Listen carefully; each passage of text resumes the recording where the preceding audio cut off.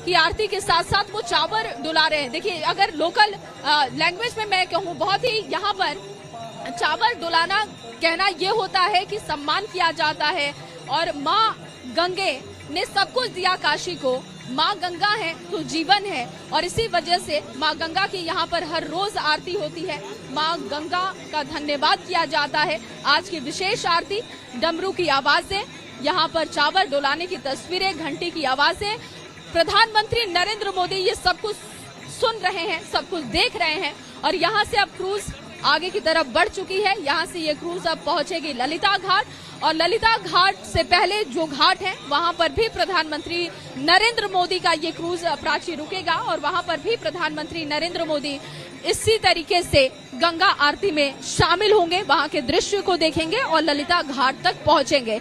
तो ये जो तमाम तस्वीरें हैं, क्योंकि क्रूज अब आगे की तरफ निकल चुकी है और धीरे धीरे क्रूज अब मेरी आंखों से ओझल हो रही है, क्योंकि अब यहाँ से आगे की तरफ ये क्रूज पहुंचेगी और वहां पर ललिता घाट पर जाकर प्रधानमंत्री नरेंद्र मोदी रुकेंगे। बिल्कुल तो जया, आपने पर तस्वीरें दिखाई, और देखिए वो तस्वीरें अब हम अपने दर्शकों को दिखा रहे हैं। जब तक आपके सामने क्रूज सामने रहा तो आपने हमें दिखाया कि किस तरीके से वहां पर कवरेज हो रही है, किस तरीके से प्रधानमंत्री नरेंद्र मोदी वहां पर मौजूद हैं। अब क्रूज जो रोरो बोट है वो आगे बढ़ चुकी है, और दशाश्वमेध घाट पर जो आरती है वो अब संपन्न हो चुकी है, और पूरी तरीके से अब इसी के साथ रोरो बोट जो है वो आगे बढ़ गई है। और जैसा कि जया बता रही हैं कि आगे ललिता घाट तक अभी प्रधानमंत्री नरेंद्र मोदी और सफर करेंगे रोरो बोट पर, और उनके साथ 11 राज्यों के मुख्यमंत्री भी मौजूद हैं।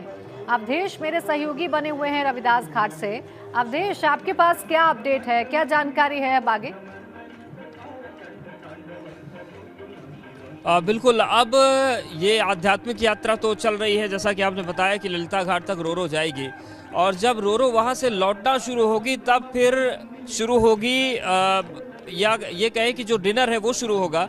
और बड़े महत्वपूर्ण और ख़ास व्यंजन बनाए गए, इसमें गुजराती व्यंजन भी हैं, इसमें बनारसी जो व्यंजन है वो भी हैं, उत्तर प्रदेश की खास चीज़ें हैं। और सबसे अहम बात यह है कि चूँकि हाई सिक्योरिटी का मामला होता है तो 3 बजे ही जो फूड टेस्टिंग है उसके सैंपल्स लिए गए थे, फूड टेस्टिंग की गई थी कि जो व्यंजन तैयार किए जा रहे हैं वो प्रधानमंत्री या मुख्यमंत्रियों को खिलाने लायक है या नहीं है।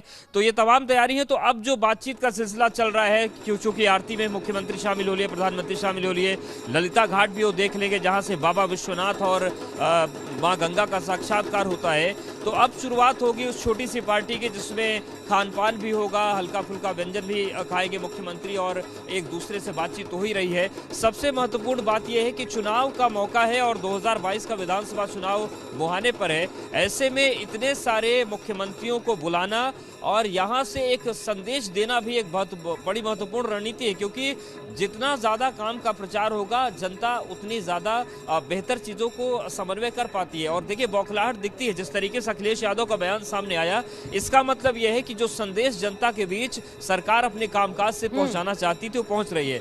अपडेट्स की बात करें तो यहाँ से प्रधानमंत्री जब लौट कर आएंगे ललिता घाट से तो रविदास घाट के बीच खान पान होगा, वहाँ पर सभी लोग मिलकर खान पान करेंगे, और उसके बाद रविदास घाट से एक बार फिर से प्रधानमंत्री DLW चले जाएंगे, और जो भी मुख्यमंत्री बुलाए गए हैं, जो अलग अलग होटल्स में रुके हैं, कुछ लोग नदेसर में रुके हैं, कुछ लोग अलग जगहों पर रुके हैं, वो सभी चले जाएंगे। और कल का फिर कार्यक्रम बड़ा महत्वपूर्ण है, और निश्चित तौर से प्रधानमंत्री भी उसके लिए थोड़ी सी डिटेल्स में जाएंगे, और जिन मुख्यमंत्रियों का अपना प्रेजेंटेशन देना है, कामकाज पर जो बातचीत होनी है उस पर मुख्यमंत्री अपने लोगों के साथ माथापच्ची करेंगे, अपनी कागजी तैयारी करेंगे। तो तमाम चीज़ें हैं, कल का दिन भी बहुत महत्वपूर्ण है। तो आज हालांकि जब ये रोरो की सर्विस खत्म होगी तो यहाँ से आज का दिन का समापन तो हो जाएगा, लेकिन कल का दिन भी बहुत बड़ा है, क्योंकि विकास के विजन पर बात होगी, चाहे वो देश के विकास की बात करें, चाहे राज्य के विकास की बात करें, और चाहे उन विकास कार्यों की बात करें जो राज्य और केंद्र के समन्वय से होते हैं। तमाम चीजें होती हैं जो समवर्ती सूची में होती हैं, और समवर्ती सूची में कोई चीज होती है तो कई बार विवादित भी हो जाती है। जैसा कि वीरेश जी बता रहे थे कि वाराणसी में कुछ विकास के काम लटक कर रह गए हैं क्योंकि कोऑर्डिनेशन नहीं बन पा रहा है। तो ये स्थिति तमाम तमाम राज्यों में होगी तो विकास पर बात होगी। आज का दिन आध्यात्मिक रहा है, विकास की जो कहानी पूरी की गई है उसका दिन रहा है, लेकिन अब कल पूरी तरीके से विकास पर फोकस होगा और अब आध्यात्म से विकास की तरफ ये रोरो बढ़ेगी, हम ये कह सकते हैं। बिल्कुल। और अवधेश, ये किसी से नहीं छुपा है कि जो विकास की नींव रखी गई थी, प्रधानमंत्री का जो विजन था वो आज सक्सेसफुल हुआ है, वो आज सबके सामने दिखाई दे रहा है, तो उसका जश्न तो होना चाहिए। लेकिन अभी जो टाइमिंग है, जो वक्त है, वो ये भी बताता है कि आने वाले वक्त की रणनीति क्या हो। उत्तर प्रदेश इतना बड़ा सूबा है कि कोई बड़ी बात नहीं है कि तमाम राज्यों में प्रवासी रहते हैं उत्तर प्रदेश के भी, और हर किसी के लिए एक कनेक्शन भी है। इसके साथ अब ये बड़ा संदेश हर राज्य में भी पहुंचेगा। इसके अलावा जिस विकास की बात आप कर रहे हैं, उसकी रणनीति, उसकी रूपरेखा, उस पर भी चर्चा होनी है। तो अब कितना और वक्त लग सकता है अवधेश, अगर हम टाइमलाइन की बात कर लें? देखिए, अगर हम बात करें तो लगभग 45 मिनट का वक्त तो अभी और लगेगा, क्योंकि प्रधानमंत्री अभी ललिता घाट जाएंगे, उसके बाद वो रविदास घाट आएंगे, इस बीच जो खाने का कार्यक्रम है वो भी होना है। तो ऐसे में 45 मिनट का वक्त तो कम से कम लग जाएगा। और दूसरी बात, जिस तरीके से विकास की हम लोग बात कर रहे हैं तो इसमें चुनावी रणनीति भी है। देखिए, जो मुख्यमंत्री आए हैं, उत्तर प्रदेश में चुनाव होना है तो इतना बड़ा आयोजन हुआ, एक सपना था वो पूरा हुआ। पंजाब में चुनाव होना है तो पंजाब के मुख्यमंत्री भले ही नहीं है क्योंकि वो कांग्रेस शासित राज्य है, लेकिन आज प्रधानमंत्री ने जब काशी विश्वनाथ के जीर्णोद्धार की बात की, विकास की बात की, तो उन्होंने बताया कि कैसे महाराजा रणजीत सिंह ने सोने का गुंबद लगवाया था।